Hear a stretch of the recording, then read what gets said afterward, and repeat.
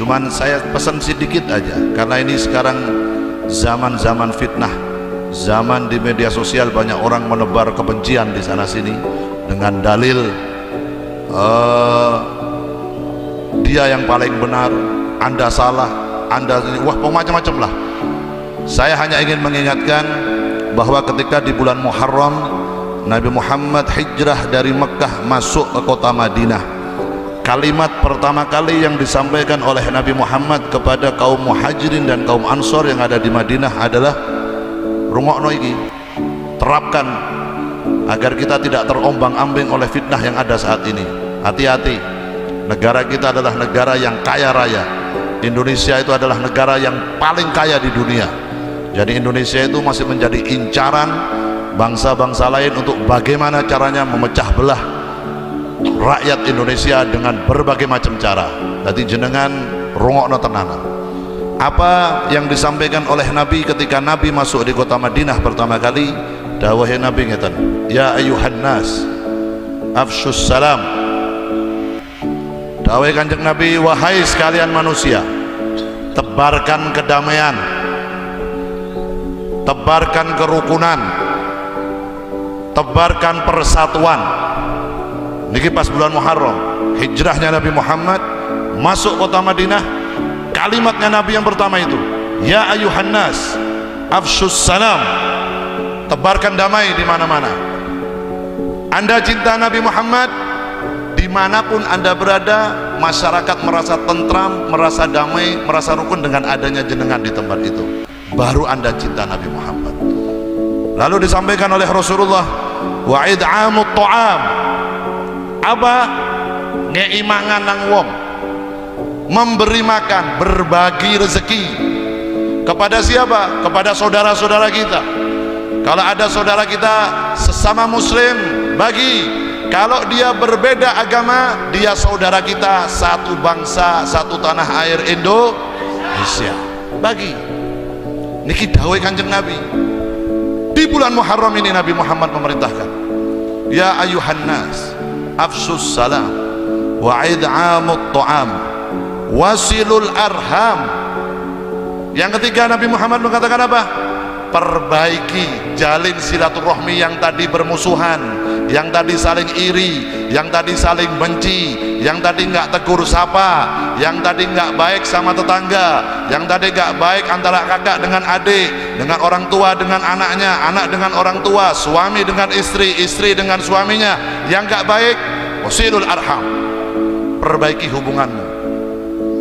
Niki sing perintah Kanjeng Nabi, afsus salam wa id'amut ta'am wasilul arham wasallu bil laili wan nasin niyam. Dan sholatlah di tengah malam ketika semua manusia terlelap dalam tidurnya, tangi tengah wengi. Apa yang pertama Nabi Muhammad mengatakan? Tebarkan salam kedamaian.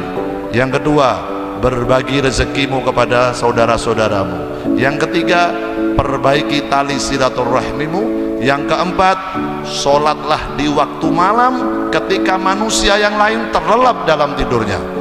Kalau kamu bisa melakukan empat itu, dawuh Kanjeng Nabi, tadkhulul jannah bisalam, maka kau akan dimasukkan ke dalam surga dengan damai, dengan indah, dengan nikmat di dalam surga. Ganjarannya ora main-main, melebu surga dengan nikmat, dengan selamat, lewat jembatan Shiratal Mustaqim lancar, di timbangan Allah di mizan lancar, dihisab oleh Allah lancar. Dengan apa? Dawuh Kanjeng Nabi di bulan Muharram 4 itu laksanakan. Jangan ikut-ikutan yang sekarang lagi viral di mana-mana. Kono ngene, iki aku paling bener, kowe ora bener, aku sing paling bener, Anda salah, saya bener. Iki sik rame nang ndi-ndi. Di mana-mana. Jangan ikut-ikut.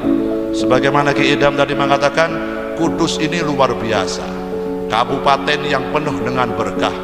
Berapa wali-wali Allah yang dimakamkan di kota Kudus ini tidak terhitung. Ulama-ulama yang ada di kota Kudus, majelis taklim, pondok pesantren, tahfidzul Quran, luar biasa. Kulo mawon wong Pekalongan iri kali Kudus ini. Aku wong Pekalongan ora tau selawatan nang Pekalongan malah. Solawatannya sering nang Kudus iki. Gara-gara tandak garang asem Kudus iki. Itu masuk kota Madinah. Hijrahnya Nabi dari Makkah ke Madinah, yang pertama apa? Ya ayuhan nas, afsus salam, tebarkan damai. Kalau Anda cinta Nabi, Anda ingin dapat syafaat Nabi, jangan menyebarkan kebencian kepada siapapun, walaupun beda agama. Jangan. Kenapa? Nabi Muhammad tidak menginginkan itu. Jadi orang itu kalau ingin menginginkan hasil yang bagus, ikuti prosedur. Prosedur harus diikuti. Kalau Anda menginginkan hasil, Anda ingin masuk sebagai pegawai negeri, Anda ingin kerja di kantor itu, cara daftarnya ikuti prosedur kantor itu. Kalau Anda mengikuti prosedurnya, maka Anda akan mendapatkan hasil.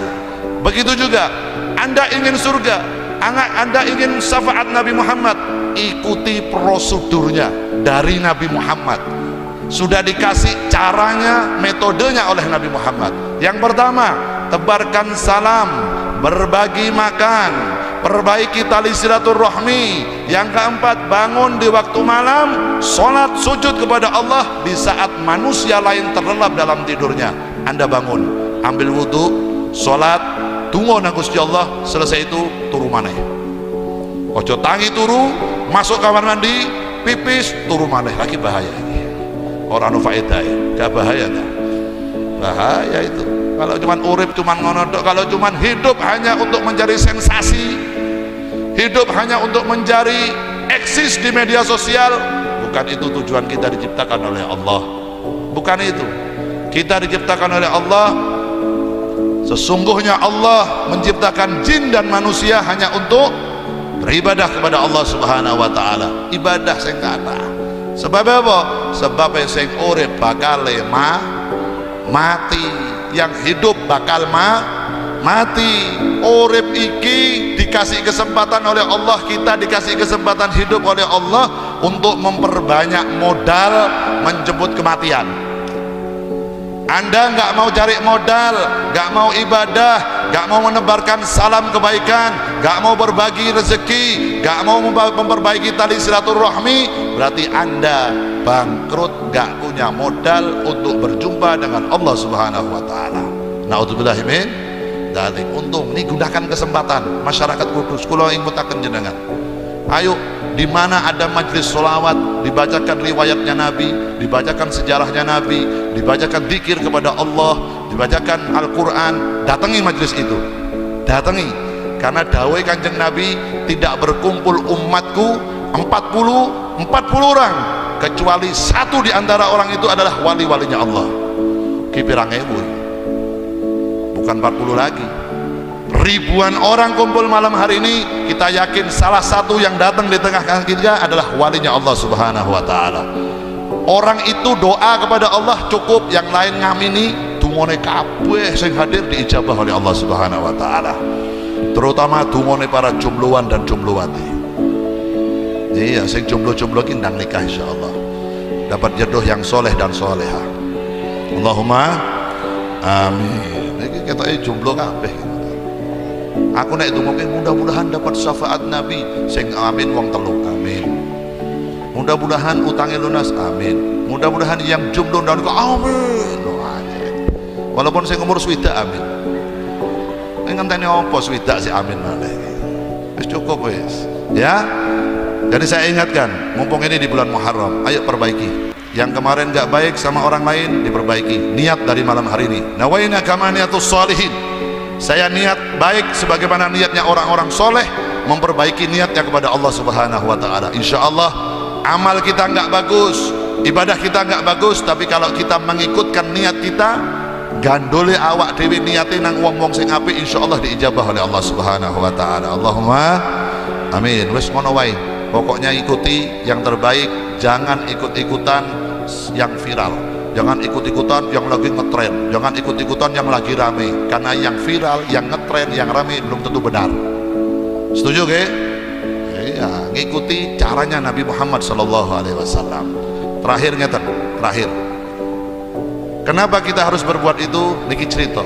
Saya dulu pertama kali masuk kota Pekalongan tahun 2000 saya nikah di Pekalongan. 2001 saya diperintah oleh Habib Lutfi untuk mengimami di Kanzus Sholawat. Saya imam sholat tarawih di situ. Ketika saya ngimami, saya bilang sama beliau, Abah jenengan ngimam riyin, kulo tak ngikuti adatnya Pekalongan pripun, karena adat saya orang Jawa Timur, takut nggak sama adatnya dengan adat Pekalongan. Maka beliau yang jadi imam pertama sholat tarawih, saya ngikut di belakang beliau. Selesai 20 rakaat beliau sholat tarawih ditambah 3 witir. Selesai, ada satu pertanyaan di hati saya. Kenapa? Karena ketika rakaat terakhir di tarawih itu pembacaan surat Tabat, beliau pelan bacanya. Ketika ayat pertama itu Bismillahirrahmanirrahim, inna a'tainakal kautsar fasholli li rabbika wanhar, banter. Tapi begitu nyampe surat Tabat, Bismillahirrahmanirrahim, Tabat yada, kok alon. Aku nang Jawa Timur ora tau koyo ngono. Pokoke banter-banteran terus wis. Pokoke Bismillahirrahmanirrahim, Tabat yada rampung. Itu Habib Lutfi kok pelan. Pertanyaan dalam hati saya tanya, Bah, kalau tak tanya satu soalan ini, saya masih ada pertanyaan. Kenapa jenengan ketika baca surat Tabat kok pelan? Kok beda dengan ayat-ayat yang lain? Jawabannya beliau bertanya kepada saya, Tabat itu menceritakan apa? Saya jawab, menceritakan Abu Lahab. Abu Lahab yang disiksa di neraka oleh Allah karena tidak mengikuti jalannya Nabi. Abu Lahab ki sopone Kanjeng Nabi. Beliau tanya gitu sama saya. Abu Lahab adalah pamannya Nabi Muhammad. Oh, pamannya Nabi, berarti keluarganya Nabi. Nggih, keluarganya Nabi. Oh, tak walik yo, tak takoke nang kowe. Habib Lutfi begitu. Seumpama kamu jadi orang yang luar biasa, kamu punya murid ribuan, kamu punya santri ribuan, koyoke zaman iku ki digobol saiki. Aku duwe santri ewonan kowe kene iki. Iki wong 20 kaya ewonan iki rasane. Ruwete kaya ngono ngurusi wong ewonan. Jadi saat itu doanya Habib Lutfi digobol. Nanti kalau kamu jadi orang yang punya santri ribuan lagi. Iki wong 20 kaya duwe santri 20.000. Ruwet kabeh iki wong sakmene. Umedas kok. Beliau melanjutkan, kalau kamu nanti punya santri yang banyak, kamu jadi orang terkenal, kamu dipuji orang di sana sini, tahu-tahu ada orang ceramah, tahu-tahu di sebelahmu ada orang ceramah, niki Habib Bidi niki masya Allah, niki ahli sholawat, niki wong ngeten, tapi nyuwun sewu, pamannya bajingan, duwe palik bajingan ini. Kira-kira hatimu kaya apa? Nggih, boten terima, Bah. Saya elek-elek niku Pak Lek kula. Oh, lha Kanjeng Nabi piye? Bagaimana dengan perasaannya Nabi? Kamu muji Nabi Muhammad, kamu mengatakan anta syamsun, anta nurun fauqa nuri, tapi nyuwun sewu Kanjeng Nabi, Pak Lek jenengan iku teng neraka. Perasaannya Nabi bagaimana? Ini bukan masalah kita akan melindungi Abu Lahab, tapi lebih kepada mahabbah kita kepada Nabi Muhammad SAW.